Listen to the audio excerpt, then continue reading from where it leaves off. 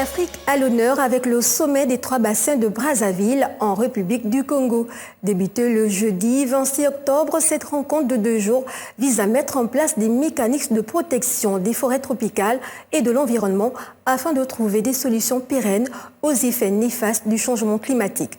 Sur ce plateau avec moi, Omer Tougou, il est le secrétaire exécutif de l'ANPN, l'Agence nationale des parcs nationaux du Gabon. Bienvenue, monsieur Tougou. Bonsoir, madame. Alors, crise climatique, menace sur la biodiversité, quelle stratégie pour protéger l'environnement? C'est le thème de ce plateau spécial. Mesdames et messieurs, bienvenue sur Gabon 24. Le bassin du Congo, l'Amazonie et Bornéo-Mékong représentent 80% des forêts tropicales du monde et les 3/4 de sa biodiversité. L'un des grands sujets sur la table de cette rencontre de Brazzaville est la coopération entre les 3 régions et afin d'agir ensemble. Quel est votre point de vue, M. Tougou, sur cette question? Alors, il faut d'abord noter que c'est le 2e sommet de ce type qui est organisé par le Congo-Brazzaville. Le premier a eu lieu en 2011 et il avait déjà pour objectif de permettre aux acteurs des 3 grands bassins dont vous venez de parler de se retrouver pour avoir des stratégies communes. Il est toujours important de négocier quand on est en commun de façon à répondre de façon plus harmonisée aux préoccupations de l'heure. Vous l'avez dit, le bassin du Mékong, le bassin du Congo et le bassin de l'Amazonie, c'est 80% de la biodiversité terrestre. C'est donc un impact important tant sur l'atténuation des changements climatiques que sur la préservation de la biodiversité. Et c'est toujours important donc d'aller dans les grandes conférences internationales, les conférences de parties, tant sur la biodiversité que sur le climat, de façon concertée. C'est pour cela que pour ce sommet, je pense la question de la gouvernance, une gouvernance mondiale, la question de la mise en place d'institutions communes et harmonisées va être au cœur des débats de façon à amener les chefs d'État, les régions à parler d'une même voix devant les partenaires occidentaux, devant les grandes institutions internationales. Alors, de 2011 à 2023, quelle observation peut-on faire sur ce énième sommet? Est-ce qu'il y a eu des avancées? Alors, pour ce 2e sommet, oui, il y a eu beaucoup d'avancées. En matière de coopération technique, on oublie souvent que ces bassins tropicaux permettent souvent, quand on a des expériences dans une région, de le répliquer sur une autre région. Nous avons beaucoup de coopération avec le bassin amazonien, qui est juste en face de nous. Nous avons beaucoup de coopération avec le bassin amazonien. Et en matière de coopération politique maintenant, ces conférences permettent, comme je le disais tantôt, d'harmoniser les positions. Parce que souvent, quand les pays vont dans ces conférences de façon isolée, leur voix ne porte pas. Depuis 2011, quand on se retrouve dans les grandes conférences, entre experts, on se reconnaît, on se regroupe au sein de grands ensembles. Notre ensemble ici en Afrique centrale, dans le bassin du Congo, c'est la COMIFAC, donc la Commission des forêts d'Afrique centrale. Et donc, ça nous permet de mieux harmoniser nos positions et je pense que nous avons fait de grandes avancées, tant au niveau de la coopération internationale qu'au niveau donc, de la prise en compte de l'environnement et des changements climatiques dans nos propres régions. D'accord. Avant de revenir sur les avancées, on va parler un peu des problèmes qui minent ces forêts tropicales. L'un des problèmes, c'est la déforestation. Alors, quelles sont les causes de la déforestation à l'échelle mondiale? Alors, à l'échelle mondiale, la déforestation a plusieurs causes.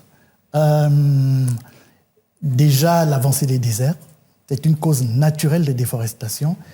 L'avancée de ce que moi j'appelle les civilisations humaines également. L'homme construit, l'homme fait reculer la nature. L'avancée de l'industrialisation. Donc, on a remarqué à l'échelle internationale que la plus grande cause de déforestation, c'est l'action de l'homme. C'est l'homme qui a une emprise sur la nature. C'est l'homme qui va de plus en plus loin dans la nature, soit de façon artisanale, soit de façon industrielle. Et cette déforestation, bien entendu, fait reculer la biodiversité et permet parfois au climat d'augmenter également. Alors, comment lutter contre la déforestation et mettre en place des stratégies de développement et de conservation durable à l'heure actuelle? Alors, c'est l'enjeu de conférences comme celle-ci. On s'est rendu compte depuis plusieurs années que quand on luttait seul dans nos pays, on n'avait pas une perception globale des événements. Vous savez, le bassin du Congo, c'est en dessous du Sahara. et c'est au-dessus du Kalahari. Donc c'est une bande qui est unique, j'ai envie de dire, et si l'on n'y prend pas garde, on va perdre l'ensemble parce qu'on aura l'impression qu'en conservant à notre échelle, à l'échelle du pays, on conserve mieux.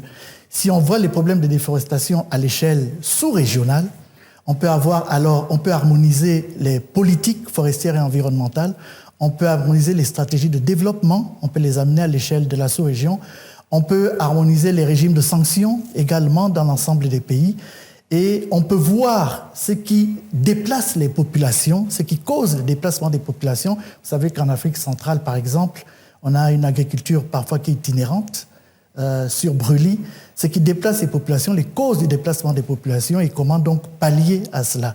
C'est pour cela qu'à l'échelle sous-régionale, c'est souvent important de réagir plutôt qu'à l'échelle nationale. Alors, j'ai envie de vous poser cette question. Est-ce que les forêts tropicales d'Afrique, d'Amérique et d'Asie ont les mêmes propriétés? Est-ce qu'elles peuvent répondre ou bien fonctionner avec les mêmes stratégies de protection? À la base, ce sont des forêts qui sont alignées sur l'équateur. Donc, ce sont des forêts qui ont à peu près les mêmes climats. Bien sûr, les populations sont différentes, les histoires et les cultures sont différentes, mais au niveau des écosystèmes, on a à peu près les mêmes problématiques. C'est pour cela qu'il est aisé de parler en commun parce qu'on peut échanger des experts, on peut échanger des expériences. Ce sont à peu près, comme je disais, les mêmes problématiques. Bien sûr, les solutions doivent être adaptées au pays, doivent être adaptées aux civilisations, doivent être adaptées aux peuples et aux cultures, mais de façon générale, la biodiversité est comparable. Est-ce qu'on peut parler de développement sans déforestation? Parce que si la déforestation est l'un des problèmes majeurs des forêts tropicales, alors que les pays en développement ont besoin d'avoir recours à leurs forêts pour se développer, comment on peut gérer cette question? Alors, c'est l'enjeu du développement. C'est l'enjeu du développement à l'échelle de la planète. C'est l'enjeu du développement à l'échelle des pays. C'est l'enjeu du développement à l'échelle des sous-régions.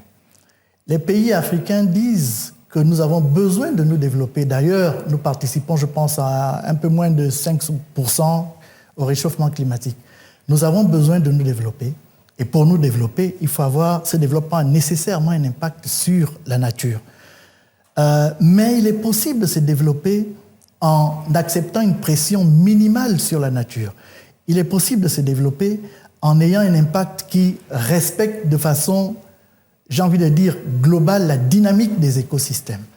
C'est pour cela que les modes de développement qui sont appliqués aujourd'hui, les modes de développement vers lesquels on part, même dans un pays comme le Gabon, les modes de développement vers lesquels on part sont ceux qui n'imaginent pas tout de suite un impact important sur la nature, mais un impact atténué.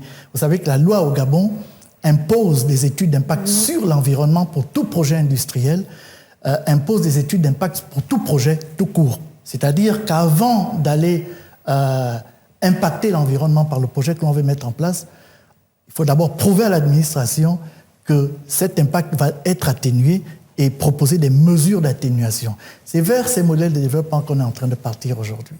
Alors, les besoins en consommation de la population dans le monde augmentent. Préserver nos ressources naturelles, c'est être capable de limiter leur utilisation. Certaines ressources sont épuisables, renouvelables et d'autres non. Que doit-on faire pour équilibrer cette équation à plusieurs inconnus, préserver durablement nos ressources et protéger l'environnement? Alors, les ressources qui sont non renouvelables, on sait qu'elles vont s'épuiser un jour. Donc, l'enjeu consiste à travailler sur les ressources renouvelables et à faire en sorte que ces ressources soient pérennes. Le bois est une ressource renouvelable. La loi au Gabon autorise l'exploitation forestière à condition que cette exploitation garantisse le renouvellement de la forêt. Donc, le présupposé au Gabon, dans l'Afrique centrale et dans l'ensemble des pays qui exploitent aujourd'hui les forêts, c'est de se dire qu'on doit exploiter une forêt de façon pérenne. Alors, au niveau des traditions et des cultures, vous savez que nos traditions et nos cultures sont dépendantes de l'existence de nos forêts. Si ces forêts disparaissent, on n'aura plus nos rites traditionnels, on n'aura plus cette forêt qui est une pharmacie, on n'aura plus cette forêt qui est une source d'eau, on n'aura plus cette forêt qui est une source de viande, de protéines, etc. Donc, la conservation, c'est aussi la garantie que l'on va préserver notre alimentation traditionnelle, qu'on va préserver notre mode de vie traditionnel. C'est pour cela que nous n'opposons pas développement et conservation. Nous faisons la conservation pour le développement. Et nous faisons le développement pour garantir la conservation également. C'est imbriqué. Alors, est-ce que les populations, quand je parle de population, je parle aussi de peuples autochtones, sont assez impliqués dans la conservation? Parce qu'on a tendance à reprocher aux politiques de prendre des lois, de prendre des décisions qui ne favorisent pas forcément les communautés. Oui, disons qu'au début, quand cette affaire de conservation est arrivée, je préfère le dire comme ça entre guillemets, on a pensé, nous, y compris nous, techniciens, qu'il fallait imposer de grands modèles de conservation qui nous venaient souvent de l'Occident, jusqu'à ce qu'on comprenne qu'en réalité, les populations autochtones préservent nos écosystèmes forestiers depuis des millénaires. Et qu'il faut se servir de cette connaissance, parfois, pour pérenniser, pour garantir la pérennité de la conservation. Aujourd'hui, les méthodes de conservation que nous appliquons consiste à aller vers les populations et à travailler avec elles à des modèles de conservation qui parfois sont très localisés. Vous savez que par exemple que les forêts sacrées sont des modèles de conservation. Un parc national, c'est à une échelle plus large, une forêt sacrée par le pays. Or, nos populations sacralisaient déjà des forêts, soit pour avoir leur rite cultuel ou pour tout autre usage sans dégrader la forêt. Et donc, en allant vers ces types de conservation, on a beaucoup appris là-dessus d'ailleurs de nos voisins d'Amérique latine, n'est-ce pas, et d'Amazonie. En allant vers ce type de conservation, on se rend compte que la conservation pour les populations est beaucoup plus naturelle. Et c'est vers ces méthodes-là que nous sommes en train d'aller actuellement. Alors, est-ce à dire qu'il faut beaucoup plus d'espaces protégés pour pouvoir permettre aux générations futures de bénéficier de tout ce qui est comme patrimoine naturel? L'État doit garantir, et c'est ce que l'État fait, doit garantir aux populations que sa nature sera préservée. C'est inscrit dans nos lois, c'est inscrit dans l'ensemble de nos règlements. L'État doit garantir aux populations actuelles que les populations futures auront elles aussi droit à cette nature. Et si nous travaillons à l'échelle de la sous-région, comme par exemple dans ce forum international, si nous travaillons à l'échelle de la sous-région, c'est parce que la nature n'a pas de limite et ne s'arrête pas à la frontière d'un pays. Les éléphants traversent les frontières sans passeport. Les animaux traversent les frontières et transportent de la biodiversité dans l'ensemble des pays. Et donc, oui, nous devons garantir que cette nature sera préservée, j'ai envie de dire, telle qu'elle nous a été donnée par Dieu ou par l'histoire. Mais nous devons également nous développer, comme vous le disiez un peu plus tard. L'équilibre entre les deux est parfois difficile à trouver. C'est pour ça qu'on met en place des stratégies, souvent sectorielles, souvent locales et souvent à l'échelle sous-régionale. Alors, l'un des ennemis de la préservation et de la protection des écosystèmes forestiers, c'est le climat. On a le réchauffement climatique qui affecte énormément les forêts.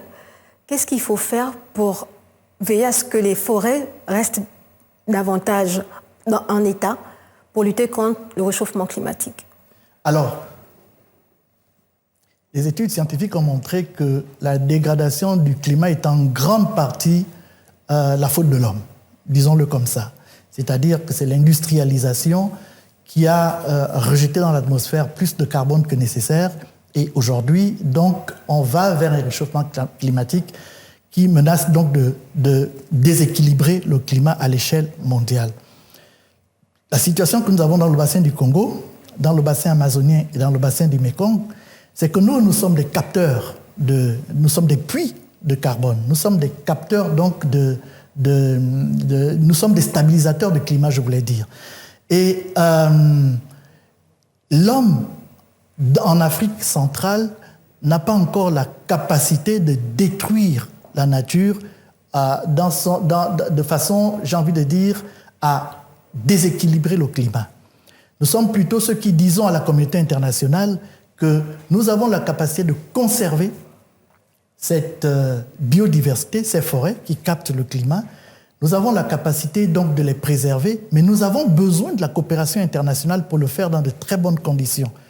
Parce que la coopération internationale apporte des financements, la coopération internationale apporte de l'expertise et la coopération internationale nous aide à aller vers un développement qui garantisse cette préservation. C'est pour cela que nous travaillons à plusieurs échelles, vous voyez. Le Gabon, depuis 2002, comme vous le savez, a créé des parcs nationaux. Depuis quelques années, nous avons créé également des parcs marins. Donc, nous montrons à la communauté internationale que nous avons le désir de conserver, mais que cette conservation qui nous empêche d'exploiter de façon outrageuse nos ressources, cette conservation va se faire avec l'aide de la communauté internationale, avec l'aide bien sûr de notre propre communauté nationale et de l'ensemble des acteurs au développement, mais également avec l'aide de la coopération sous-régionale et la coopération internationale. Est-ce que, on va dire, l'initiative gabonaise à travers la création des parcs forestiers et marins fait aujourd'hui école dans certains pays de la sous-région et même ailleurs?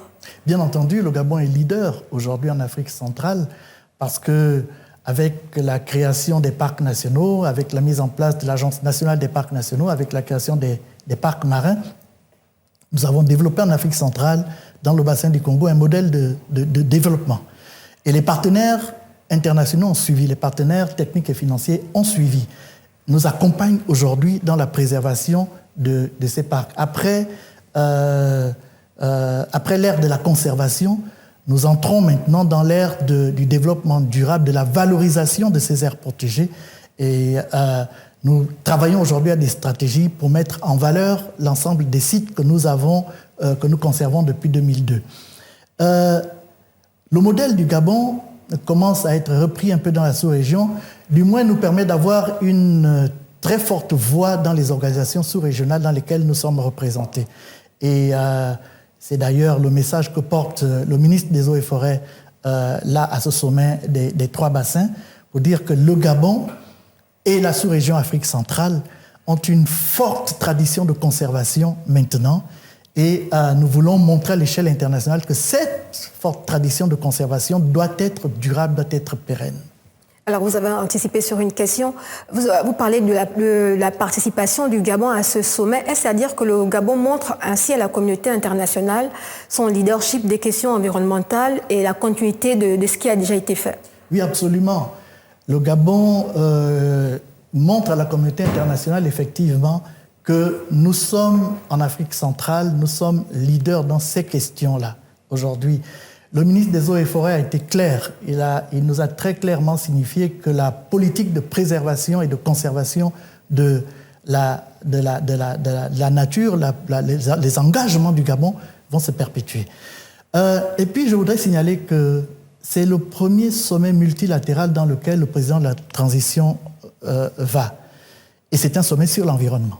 Oui. C'est un signe également porté à la communauté internationale pour montrer que les engagements que le Gabon a pris jusqu'ici vont être respectés.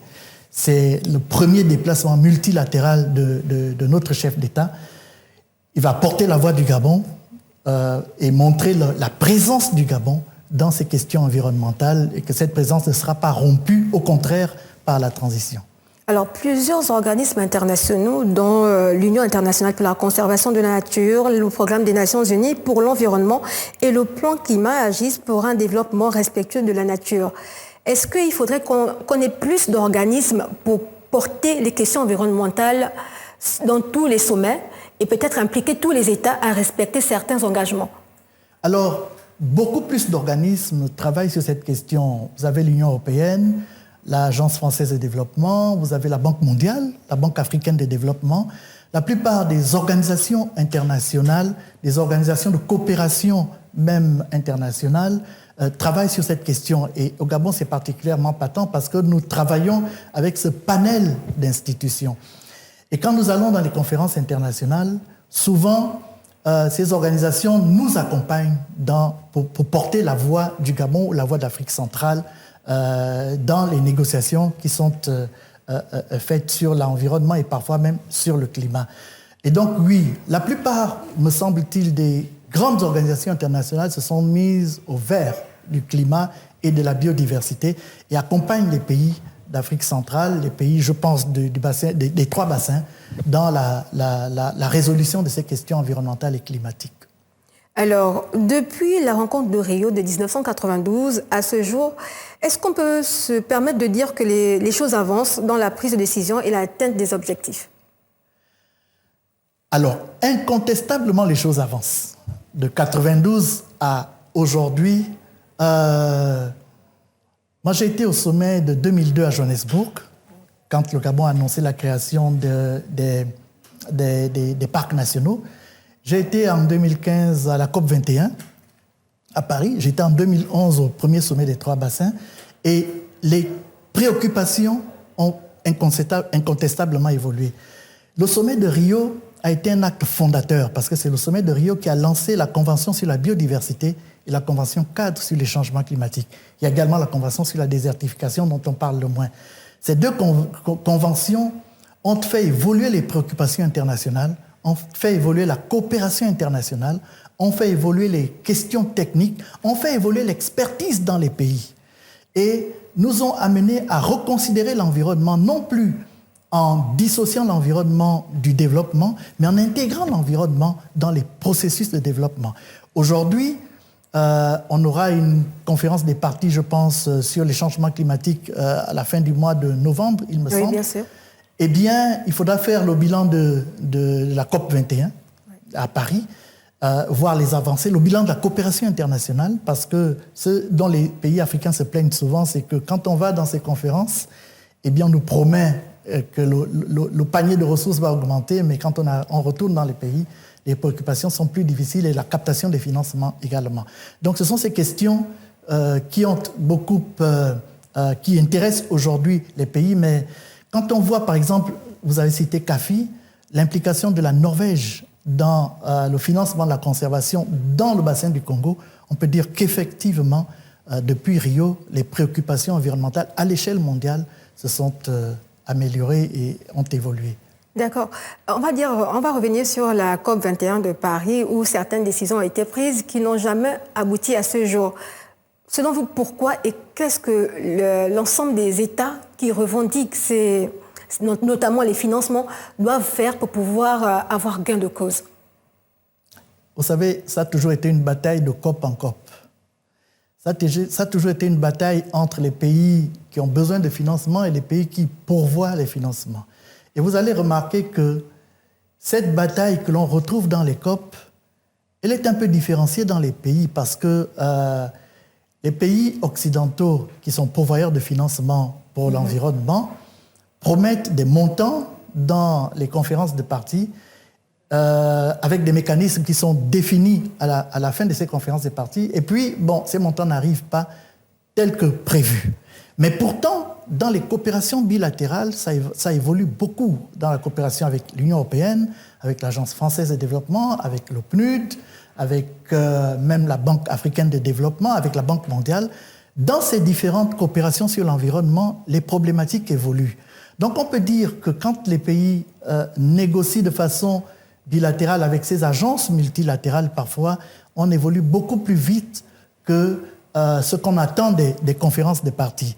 Donc c'est une bataille à deux niveaux. Il faut continuer à faire pression sur les pays à l'échelle globale, que les pays donateurs, comme on dit souvent, mettent plus de considération dans les promesses qu'ils font.